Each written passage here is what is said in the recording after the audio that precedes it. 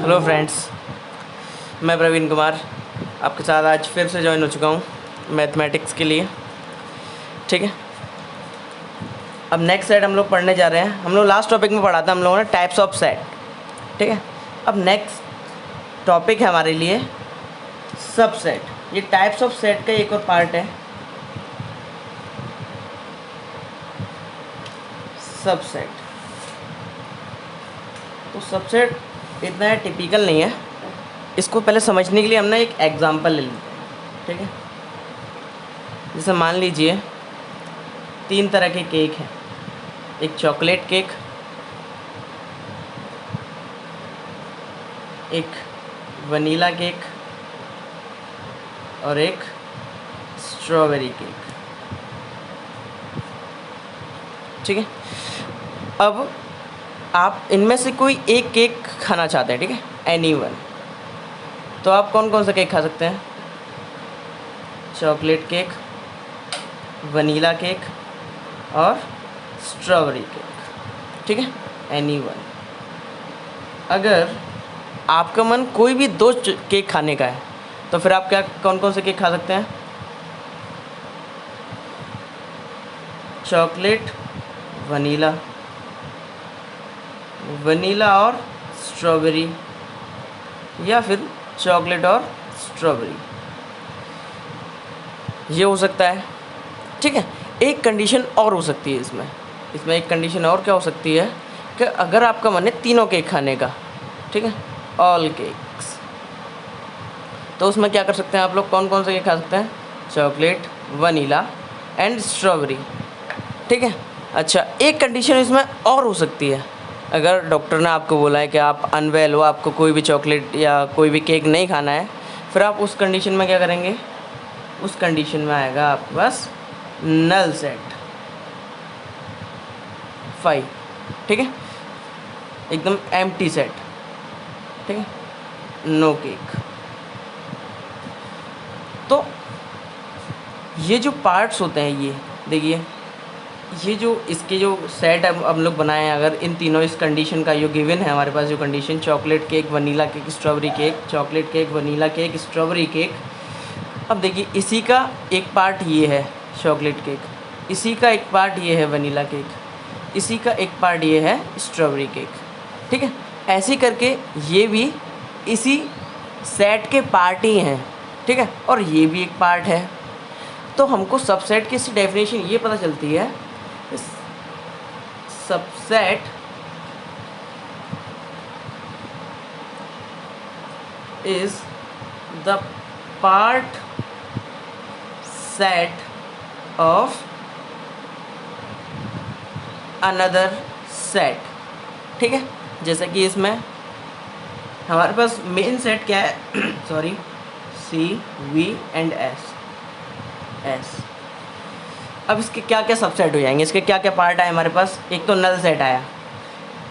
ठीक है, एक अकेला चॉकलेट केक खा सकते हैं हम लोग, एक अकेला वनीला केक खा सकते हैं हम लोग, एक अकेला स्ट्रॉबेरी केक खा सकते हैं हम लोग, या फिर चॉकलेट प्लस वनीला केक खा सकते हैं हम लोग, या फिर वनीला प्लस स्ट्रॉबेरी केक खा सकते हैं हम लोग, या फिर चॉकलेट प्लस स्ट्रॉबेरी केक खा सकते हैं, या फिर हम तीनों केक खा सकते हैं। तो इन्हीं को हम लोग बोलते हैं सबसेट। किसी एक सेट के पार्ट, सॉरी किसी एक सेट के अदर पार्ट्स को हम लोग क्या बोलते हैं? सबसेट। ठीक है, तो इससे एक डेफिनेशन निकल के आती है।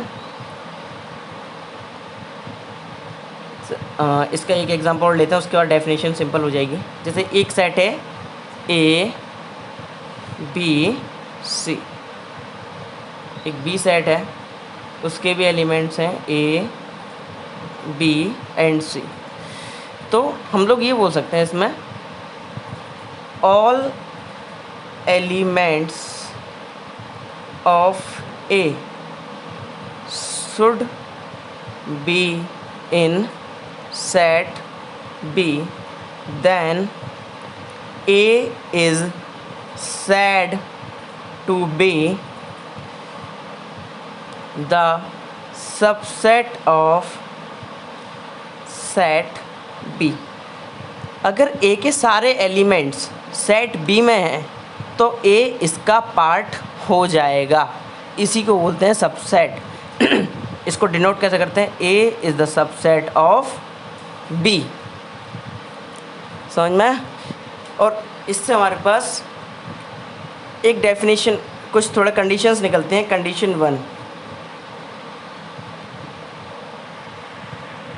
एवरी नल सेट, नल मतलब empty set, is subset of each set, subset of each set.